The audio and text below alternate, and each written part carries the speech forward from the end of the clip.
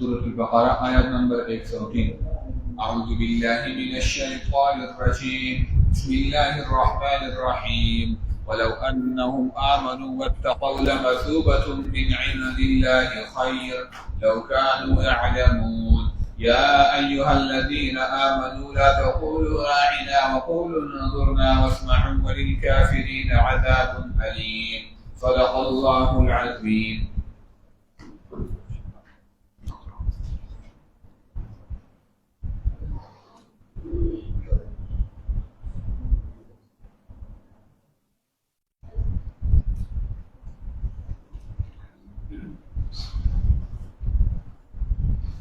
الحمد لله وحده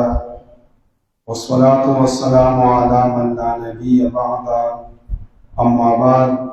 قال الله تعالى في محكم كتابه: أعوذ بالله من الشيطان الرجيم. بسم الله الرحمن الرحيم. ولو أنهم آمنوا واتقوا لمثوبة من عند الله خير لو كانوا يعلمون. هم د دې آیات تعلق د مخکې سره دی. مخکې آیاتونو کې الله تعالی فرمایل چې د دې یهودو لوی قباحت دا دی چې دوی د الله تعالی کتاب پرېښودو او د سحر او د جادو پسې روان شو. الله تعالی دې آیات کې فرمایي چې که چېرته کې دوی ایمان راوړی وی په نبي علیه الصلاة والسلام باندې، په قرآن مجید باندې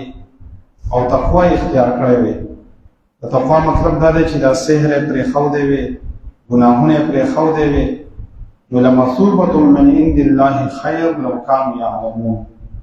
نو انجام بل الله طرفه د دوی ډېر مزیدار وي که دوی پوهېږي. ځکه دنیا کې چې انسان څنګه عمل کوي نو هغه شان په آخرت کې هغه ته بدله میلوي. نو که دوی په دې دنیا کې تقوا اختیار کړی وی، دا سحر یې پرېښودی وی او د الله تعالی په کتاب باندې عمل کړی وی، نو انجام به ډېر زیات مزیدار وي. مطلب الله تعالی به ته په آخرت کې خبر دی ورکړی وی، جنت به ورکړی وی، خو که دوی پوهېدې په دې خبره باندې. د دې آیت مطلب خدا دی او د مخکې سره تعلق ساتي. دا بل آیات: یا ایها الذین آمنوا لا تقولوا راعنا وقولوا انظرنا واسمعوا وللکافرین عذاب الیم. اصل کې د دې شان نزول دا دی او دا د یهودو الله تعالی یو بل قباحت ذکر کوي. بل قباحت د یهودو دا دی چې دوی په مجلس کې به د نبي علیه الصلاة والسلام بېادبي کوله. دومره عجیبه خلک وو چې په مجلس کې به د نبي علیه السلام سره ناست وو او د پیغمبر علیه السلام بېادبي به یې کوله. هغه به یې څنګه کوله؟ هغه داسې وه چې نبي علیه الصلاة والسلام به کله په یو مجلس کې ناست او یو خبره به یې وکړه نو بعضې ټایم کې به ملګرو ته ونه رسېده. مجمع به غټه وه، لوډ سپیکر خو په هغه ټایم کې وونه. نو بعضې د یو صحابي به اواز وکړو، وایي ای د الله رسوله راعینا، زمونږ لحاظ ورسره وساته. مطلب دا چې دا خبره مونږ ته بیا وکړه، یا به دې خبره مونږ پوه نه شو، د الله رسوله مونږ ته لږ توجه وکړه، مونږ ته یې لږ په واضح الفاظو سره ووایه. نو د راعینا خپل مطلب دا دی چې زمونږ لحاظ وساته او زمونږ رعایت وکړه. نبي علیه السلام به هغوی ته مسله واضحه کړه. نو بیا د یهودو داسې وکړه چې دوی د دې لفظ د راعینا نه راعینا جوړ شو، لکه داسې به راښکودو راعینا. نو راعینا په عبرانۍ ژبه کې یو شپونکي ته ویلی کېږي چې ګډي سړی. نو دوی به په خپل منځ کې وي. علامه قرطبي رحمه الله ذکر کړ چې دوی په خپل منځ کې داسې وي چې ګوره مخکې خو پسې پېښې شا کنځلې کولې او اوس په مجلس کې ورته کنځلې کوو او پته به ورته نه لګي. نو دوی به وي وایي راعینا ای زموږ شپونکیه. نبي علیه الصلاة والسلام ته به یې داسې وي. یو دویم د راعینا بله معنا دا ده چې هغه انسان چې په هغه کې عقل کمی، نو دی به نعوذ بالله نبی علیہ السلام ته وی راعینا اے هغه انسان چې پتا کې عقل کم دی. دریم راعینا مطلب دا دی چې راعینا دې ته ویل کېږي چې کتا زموږ لحاظ وساتو زموږ هم ستا لحاظ وساتو. مطلب دا دی چې که موږ د پرده واچوله او زموږ دا کفر د ښکاره نه کړو موږ به ستا خبره ومنو، او که نه ته موږ ته کافران وي او زموږ دا خبرې ښکاره کړې نو موږ به ستا لحاظ نه ساتو. نو د نبي علیه صلات وسلام بیا په مجلس کې بېادبي کوله. نو چې کله دا الفاظ کې حضرت سعد بن معاذ رضی الله عنه واورېدل، او سعد بن معاذ رضی الله عنه دا اصل کې مخکې د یهودو مشر او الله تعالی ته ډېر زیات کمالات ورکړي دي. په بدر کې هم چې نبی علیه صلات وسلام کله د صحابه کرامو نه مشوره اخیسته چې ګوره موږ خو 313 یو او وی کسان ډېر دي، نو څه وکړو؟ نبی علیہ السلام مشوره واغستوی اشیروا علی یا ایها الناس، ای خلقو موږ مشوره راکړئ. نو دا کوم چې ورسره د مکې معظمې نه راغلي مهاجر ابوبکر صدیق رضی الله عنه پاسېد او تقریر یې وکړو چې د الله رسوله چې تاسو څنګه وایئ موږ ته درسره راغلي یو، که مرګ ته م ورنږدې کوئ کار څه کوئ درسره قرباني کوو. نبی علیہ السلام بیا وی اشیروا علی یا ایها الناس مشوره ماله راکړئ. بیا په مهاجرینو کې یو کس پاسېد او تقریر وکړو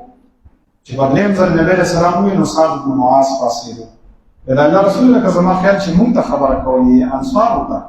چې ستاسو سره یې ځکه چې مهاجر خو ستاسو سره راغلي دي، خو دا مونږ چې دا ځایي خلک یو د دوی مشوره اخلئ.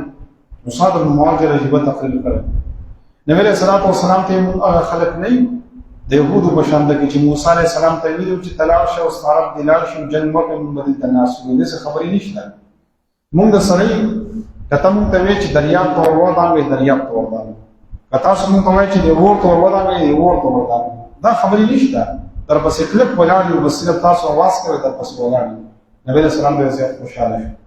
نو دا حضرت سعد بن معاذ چې کله دا خبرې واورېدې چې دا خلک خو د نبي علیه صلات وسلام بېادبي کوي، نو دوی ورته وویل وی که نن نه بعد مې در دا الفاظ واورېد د سعد بن معاذ ورته ویل نو که چا هم دا لفظ وي نو ګورې ستر به مې ته والی د یهودو خلکو ته او د منافقانو ته وي. نو دوی ورته ویل تاسو چې په خپله باندې وایئ نو هغه ورته مونږ خو راعي نه وایو تاسو خو راعي نه وایئ، خو په دې خو ډېر سادهګان خلک نه پوهېدل. نو الله تعالی چې دی نو دا آیاتونه را نازل کړه چې ای مؤمنانو یا ایها الذین آمنوا لا تقولوا راعینا، لفظ د راعینا ایسته مه وایئ پرېږدئ. د دې په ځای باندې څه وایئ وقولوا انظرنا واسمعوا، او داسې وایئ چې د الله رسوله مونږ ته نظر وکړه، ای د الله رسوله زموږ دا خبره واوره. داسې وایئ وللکافرین عذاب علیم، د کافرانو دپاره الله تعالی وایي چې عذاب دردناک دی. نو الله تعالی د دې لفظ نه منې کړه چې تاسو راعینا مه وایئ، بس دا لفظ ایسته کې پرېږدئ ځکه د کافرانو یې ګډوډ کوي. نو اشرف علي تھانوي رحمه الله دلته کې یو واقعه ذکر کړې په تبیان الفرقان کې. هغه یو سړي به وایي تلاوت کوو خو د راعینا به پکې نه وي. نو اشرف علي تھانوي رحمه الله وایي ما راوغوښتل، ما ورته وویل چې دا لفظ ته ولې نه وي؟ وایي ما ته ویل چې ګوره ته دومره لوی مولوي صاحب یې او ته په دې باندې نه پوهېږي. په قرآن کې الله تعالی پخپله وایي چې لا تقولوا راعینا، لفظ راعینا د سره مه وایئ. نو زه څنګه په تلاوت کې ووایم؟ اشرف علي تھانوي رحمه الله دې ذکر کړي وي دا خبره معلومیږي چې ګوره بعضې خلک صرف لفظي ترجمې ته په یو کتاب کې وګوري، په یو اردو رساله کې وګوري، نو په مقصد باندې پوه نه شي، نیسته انسان ګمراه شي. دلته کې د دې آیات مطلب داسې نه دی چې مؤمنانو ته الله تعالی وایي چې بس په تلاوت یې مه کوئ، بلکې مؤمنانو ته الله تعالی وایي چې دا کافران دا لفظ بدلوي نو دا لفظ ورته پرېږدئ، استمع وایئ وقولوا انظرنا. د دې په ځای باندې داسې وایي چې د الله رسول مونږ ته نظر وکړه، دا لفظ ورته پرېږدئ. او دا د دې کافرانو چې دی نو د هغوی چالونه وو. دوی به اکثر مجلس ته راغله نو نبي علیه صلات وسلام ته به یې وایي عام طور باندې نبي علیه السلام فرمایلي چې تاسو مجلس ته راځئ نو السلام علیکم وایئ، السلام علیکم. یا چې که خامخا نو سلام علیکم دا هم صحیح دی، لکه عام طور پښتو کې زموږ خلک وایي سلام علیکم، بس دا هم صحیح دی. یا سلام علیکم داسې وایئ. نو دا یهودیانو به داسې چل کوو چې د نبي علیه السلام مجلس ته به راغی نو دوی به وي وایي سلام علیکم. د سلام علیکم مطلب دا دی چې په تا باندې دې مرض راشي، په تا باندې دې بیماري راشي. وایي نبي علیه صلات وسلام وایي چې تاسو مو سره چل کوئ، چې دوی وایي چې سلام علیکم بس تاسو ورته وایئ چې وعلیکم په تاسو باندې دي، نو بس دوی به بیا برابر شي. نو د یهودو کار دا و چې دوی به په الفاظو کې به رد بدل کو تبدیلی به کول نو الله تعالی دې کې د دې عمل قباحت ذکر کوي چې دوی چې کوم دي ډېر بیا ادب خلک دي خلاصه خبر لکه نبی رسول الله فرمایي من تشبه بقوم فهو منهم چا چې د قوم سره مشابهت وکړي نه بد ابوي سره او دې دا خبر معلومیږي چې په خبرو کې هم د غیر مسلمانو سره مشابهت نه کوي لکه عام طور باندې زموږ خلک ګډ مارنینګ وایي چې سال کله راپاسي نو دا په زمانه جاهلیت کې به خلک وي تا هغه کې به داسې وي چې اصبحت تا سحر کو په داسې حال کې چې ته تر تازه نو د ګډ مارنینګ په ځای باندې باغوي د قشم په عربي کې وي نبی رسول الله والسلام منی کړو دې سمو وایي تاسو دې یو سره ملاويږي نو دې سوای چې السلام علیکم او دې په ځای باندې داسې وایي نو دې دا خبره معلومیږي چې د کافرانو سره بعد الفاظو مشابهت هم نه کوي او د افعال بو سره نه کوي چې کافران کم کارونه کوي نو هغه مسلمان نه دی پکار ځکه نبی له سلام فرمایي من تشبه بقوم فهو منهم چا چې د قوم سره مشابهت وکړي نو دا د دوی سره دی او په شریعت کې دې مسلې ته ویل کېږي صدا للذرائع مطلب دا چې یو کار به ناروا نه وي او هغه کار چې دی نو په آینده کې د هغې ناروا جوړېږي شریعت وایي دا کارونه مه کوئ بندونه ورته وایي وایي ګوره سبا به سړی داسې وکړي سبا به داسې وکړي لکه مثلا ګوره شریعت دا خبره کړې ده چې که چا قتل وکړو نو دې انسان ته به میراث نه میلوي لکه ګوره یو ورور راولګېد او بل ورور یې مړ نو دې ورته به د دې ورور میراث نه میلوي ولې دا خو د دې لپاره نه دی مړ کړی چې میراث ماته پاتې شي خو صدا للذرائع شریعت ته بندونه وواله چې ګوره هسې نه سبا به خلک د دې وجې نه خلک مړ کوي چې ماته میراث پاتې شي نو شریعت ورته وایي ګورې په دې خبره ځان پوهېږي چې ګورې میراث پراته نه میلوي نو بند دی ورته ووایو نو شریعت صدا للذرائع لکه د مخکې نه له ډیفینس کوي چې دا کارونه واقع دي شي لکه د هغې مثال بل دا دی الله تعالی حضرت آدم علیه السلام ته ویلي ولا تقربا هذه الشجرة تاسو دواړه ګورئ دې ونې ته مه نږدې کېږئ نو ګوره الله تعالی ته پته وه چې دا خلک چې دي نو که نږدې ونه ورغله نو بیا کار روانوي نو الله تعالی ورته داسې نه وایي چې مې خورئ وایي نږدې ونه هم مه ورځئ د دې وجې نه قرآن مجید کې الله تعالی فرمایي ولا تقربوا الزنا ګورئ بدکارۍ ته مه نږدې کېږئ مطلب دا دی چې د هغې دپاره کم شیزونه دي چې هغه انسان بیا ګناه به برانګېخته کوي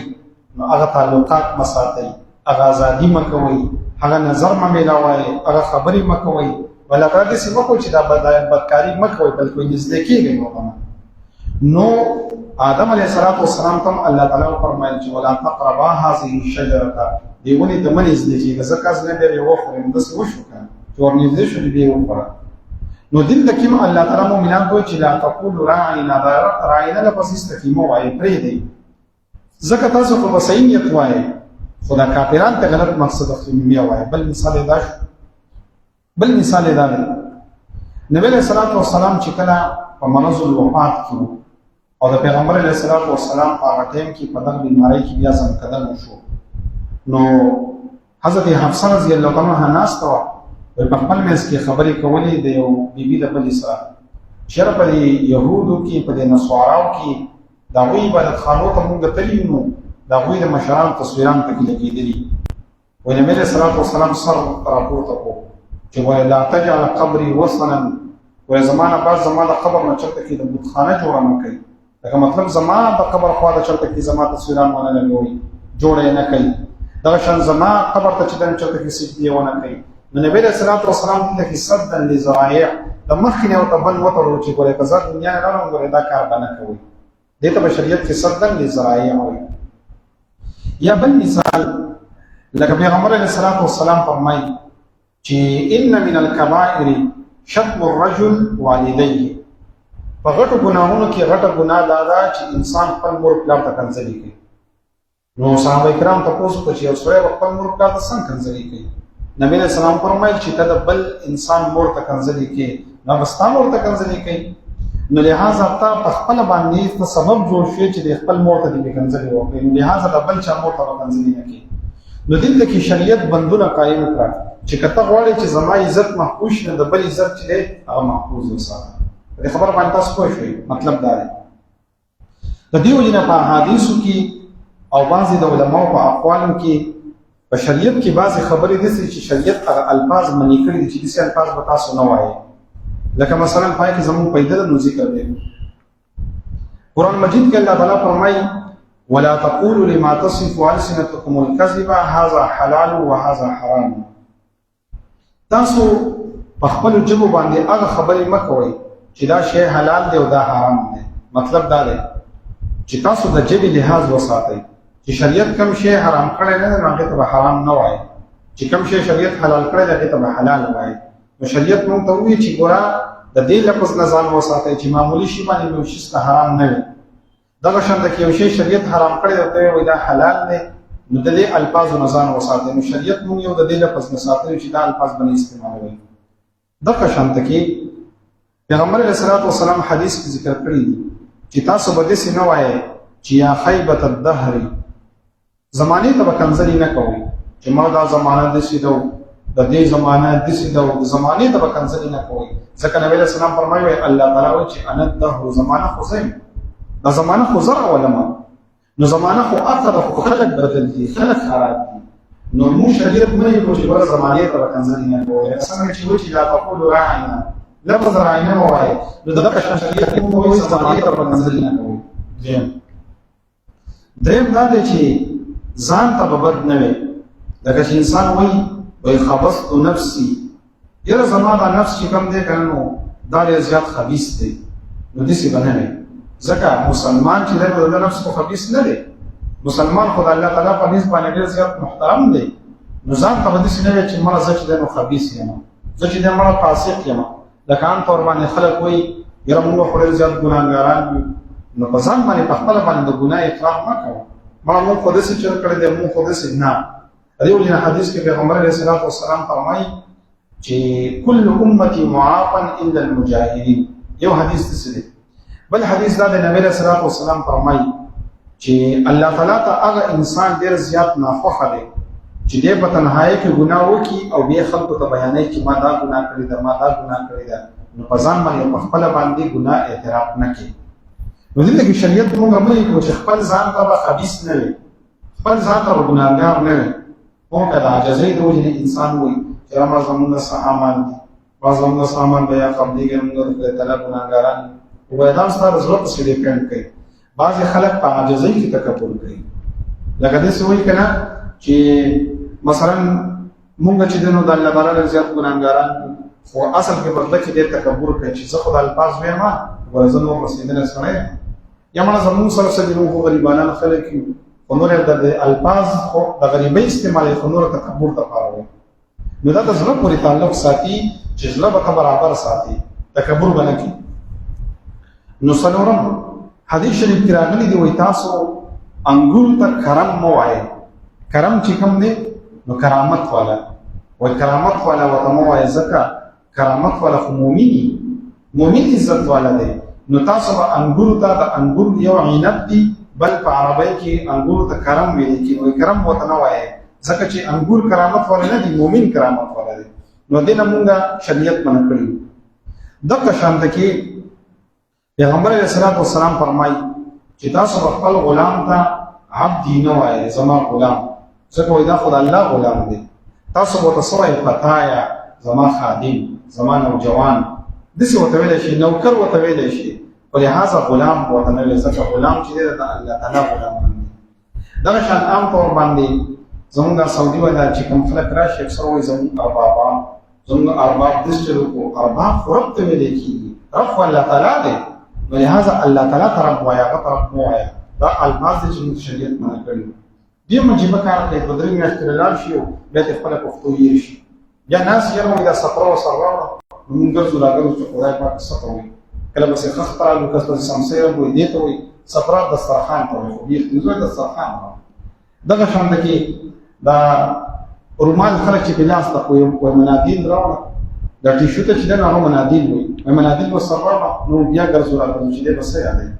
نو ګوره خپله ژبه خپل تهذیب چې دی که نه هغه مه هېروئ. په پښتو په اسان الفاظو کې وایي چې خلک پرې هغه پوهېږي. هسې یو خبره پکې راغله زموږ مشران سپین ګیري اکثر چې دی نو هسپتال ته لاړ شي نو هلته کې ولا وړوکی بوتل ورکړي وایي دا واخله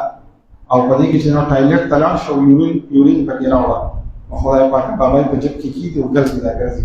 دا ټایلټ په چرته ورو دی وینګ ول د کم ځای راو خو بیا دې زو دا شزواله باتون ته ورشه باتون خلک لا پیږي او باندې کې امتیاز وکړه چې واپس راو نو چې دا نه و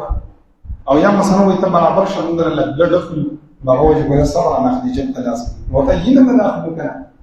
نو ګوره شریعت وي تکلم الناس على قدر وقولهم د خلکو سره خبرې کوي دا وی د عقل مطابق او حقیقت دا دی چې موږ چې نه په دې بعضي الفاظ باندې زیات فخر کوو ټیک شو هر ژبه زده کوي انګلیش انټرنیشنل لینګویج دې په کار د چې خلک یې زده کی څه ګناه پکې نشته خو ګوره انسان ته وګورئ نو اقشن خبرې به وسره کوي لکه کدی څه خبرې موږ شروع کړې نو تاسو په یو خبره هم پوه نه شئ لکه مثلا زه تاسو ته وایم چې راکله نزول د مطر وشي نو هر څه وهل لازم وسره لسکی تاسو به شي دا څه دې مطلب دا چې کله باران وشي نو خټي او خلک به راوي ٹھیک شو یا مثلا زه نیو په خونی عربي یره کله چې نزول د مطر وشي نو اکل د کباب بیا لذيذي مطلب چې کله باران وشي بیا کباب ډیر مزه کوي تاسو پوه شئ نو کله چې مو خبرې شروع وي چې دا کې منطقي سره چې نو هغه الله کې روانو په ګاډي کې ناسو وای باندې کله کې لیکلو چې لکه ټنډي پانی دستیاب یا ټنډا پانی دستیاب ہے یخي وبدل تشته په دې سټ کې شته اکولر لګولې و دې منطقي وته وی چې اے کاکا د دې نقوش په خارج کې وجود شته هغه د دې کتل چې دا تاسو وای بل خواته سره کس ناس وای دا مطلب دا چې دا وبشته کنا سي ګپ لګوي او شته والا هم نو خبري مقصد می دا دی چې د خلکو سره به خبري داوی د عقل په مقدار باندې کې مشران دي نو ته ته لکه 39 نو 40 او نه پوښ دا دې سوې دا مو ته وې سلويخ دوشلې درېشلې په دې خبرو باندې کوي او دا د انسان کمال دا دی چې تعالی خو بهترین انګلیش درځي خبر طرف ته او مطلب می د خبرې دا و د منادیر ولا بیا دا وکړه نو ګور تاسو بس کوي غلام ته بچی دینو هغه غلام عبد بوته نه وای بلکې پتا یا بوته وای او دا شان حدیث کې راغلي دي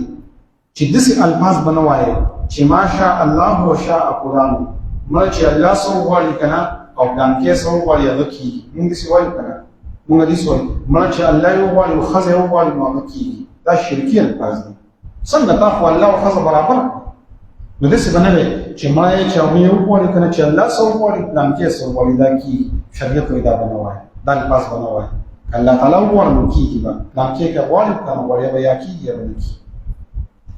دغه شانت کې شریعت کې دا منې دي چې انسان دې سوې انا فی حفظ الله و حفظ فلان مردا خبرې نشته مونږ الله په امان کیو او دا غي نه بعد د پلان کې په امان کیو دا خبره ناجایز ده دا شرکی ده مړه زمونږ الله ذمہوار دی او بیا پلان کې ذمہوار دی دا چې لیکنه دا الفاظ نه دي دا نه پکار دغه شانت کې انا متوکل علی الله وعلى فلان مړه زه په الله توکل کوم او دا غي نه په پلان کې باندې کوم نو دا الفاظ چې کوم دي دا نه استعمالول پکار شریعت موږ دینه منع کړی دغه شانت کې انسان دې وي چې یرا خپل ازمکه او خپل اختیار نو دا شرکی کلمه ده زما ازمکه او زما اختیار میری جسم میری مرضی دا د شرکیه الفاظ دي دا غي وجه چې دا جسم هم ستانه دی او د ازمکه هم ستانه ده الکه زموږ خپل ازمکه او خپل اختیار دی نه د ازمکه هم د الله ده او اختیار هم د الله چي دا جسم هم د الله دی او اختیار هم د الله تعالی چي دغه شان د کې بعضي الفاظ دسي لکه عبد الگنج خلق وای مطلب دا چې دا د یا عبد الرسول د رسول بنده نو د رسول بنده هم غري مو عبد الله د الله تعالی بنده دا تا گن بخش عبد البخش چې مطلب دا چې دا هغه پیر چې نن له دا اولاد را کړی نو دا شرکی الفاظ دي الفاظ باندې استعمالو دا نه ته دی ذکر کړه چې ګور الله تعالی څنګه مو کوي چې لا تقول راعنا عینه په استعمالوي نو دا په شان په شریعت کې الله تعالی موږ او نبی اسلام د دې الفاظ باندې کړی چې دا الفاظ با تاسو نه استعمالوي دا مې دې ذکر کړی چې موږ دې الفاظونه موږ ځان وساتو ولو انهم